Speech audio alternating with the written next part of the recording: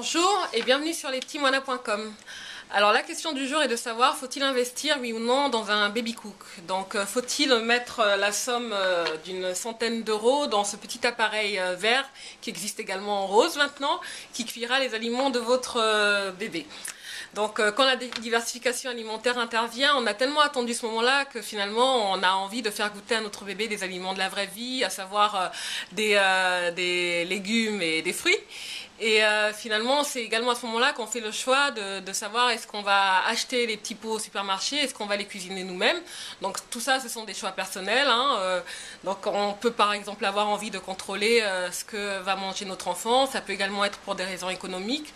Enfin, quelle que soit la raison, quand on a envie de cuisiner pour son enfant, on se demande qu'est-ce qui est le plus pratique. Est-ce qu'il ne faut pas investir dans ce fameux baby cook dont tout le monde parle? Donc moi je dirais que ça dépend vraiment du type de maman qu'on est. Le baby cook, qu'est-ce qu'il fait? Il cuit à la vapeur et il mixe. Donc pour la cuisson à la vapeur, c'est pas sorcier, il suffit d'avoir chez soi une casserole qui permet de cuire des aliments à la vapeur et qui fait le boulot, et puis finalement on peut finalement réussir à très bien se passer du baby cook. Et puis une fois que les aliments sont cuits, on les mixe et puis on réussit à faire une bonne purée ou ce qu'on aurait fait en tout cas avec le baby cook. Mais le baby cook a quand même certains avantages qui sont pas négligeables, en tout cas en fonction des personnes.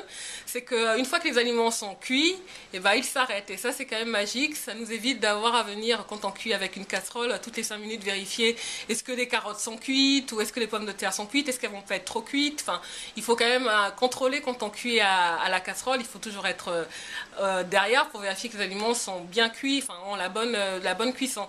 Et donc le baby cook a quand même ce côté magique qui fait qu'il s'arrête une fois que les aliments sont cuits.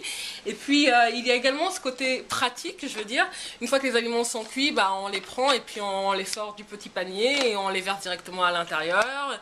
Et on referme directement le truc, le baby cook, et puis on mixe, et voilà, et donc la purée est prête en 2 temps 3 mouvements.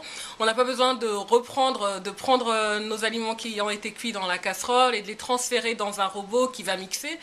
Donc il faut dire que c'est quand même assez pratique d'avoir un baby cook, et d'ailleurs c'est la raison pour laquelle moi j'ai investi dans un baby cook, parce que je voulais déjà savoir c'était quoi d'avoir un baby cook, un peu pour être à la mode entre guillemets, et puis également parce que c'était pratique, et puis j'avais pas les casseroles pour cuire à la vapeur aussi, c'est une des raisons, et je me suis dit tant qu'à faire, autant aller dans le côté un peu high-tech et investir dans ce fameux baby cook pour voir ce que ça donne. Donc c'est quand même un achat important, parce que c'est une centaine d'euros, des fois un peu plus en fonction des endroits où on se le procure. Et donc le truc c'est quand même de l'utiliser, parce qu'il ne s'agit pas non plus d'investir dans un baby cook et puis de l'utiliser juste une fois et ensuite de le ranger. Finalement ça sert à rien. Donc tout dépend un peu de ce qu'on va faire. Est-ce qu'on a prévu de cuisiner de nombreux plats ou pas? Est-ce que ça va nous être utile? Est-ce qu'on est une bonne cuisinière? Il y en a qui sont bonnes cuisinières et qui n'ont pas besoin d'investir là-dedans finalement, et qui arrivent très bien à se contenter de tous les outils classiques de cuisson. Et puis il y en a beaucoup qui ont investi dans des baby cooks et puis qui les ont laissés traîner dans des cartons. Donc des fois c'est un peu un achat un peu compulsif, un peu un achat de mode, et puis finalement on l'utilise jamais.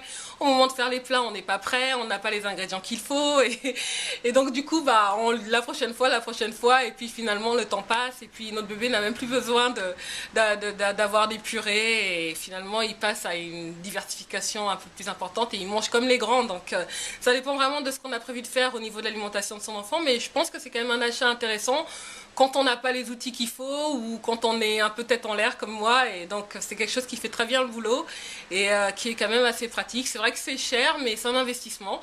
Ce baby cook que j'ai à 2 ans aujourd'hui, je l'ai utilisé pour mes 2 enfants, donc ça se conserve quand même assez bien de manière générale. Et puis juste pour ajouter un petit truc, certes, c'est un baby cook, mais des fois, il m'arrive de cuire des aliments pour les adultes dedans, à savoir des pommes de terre ou des carottes. C'est quand même assez pratique, et puis c'est simple d'utilisation. Il y a un bouton, on ne peut pas le louper, donc finalement c'est pratique. Donc faut-il investir dans un baby cook? Moi je dirais, je suis plutôt pour, mais je dis pas que c'est une obligation. Il n'y a pas d'obligation à investir. Ça dépend vraiment du type de maman qu'on est, du type de cuisinière qu'on est, et puis de si on a envie ou pas d'avoir un baby cook chez soi.